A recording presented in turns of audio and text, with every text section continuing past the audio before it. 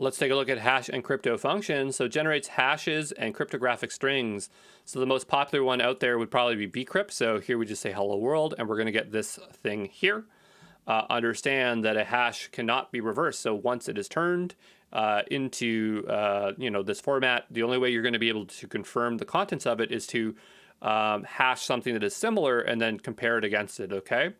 So we have base64 SHA-256, we have 512, we got bcrypt, we have file-base64 SHA-256, file-base64 SHA-512, file MD5, file SHA-1, file SHA-256, file SHA-512, MD5, RSA decrypt, SHA-1, SHA-256, SHA-512, UUID, UID v5. So I only showed the one because, it gets kind of boring to go through all these, and really it's just going to be based on your use case.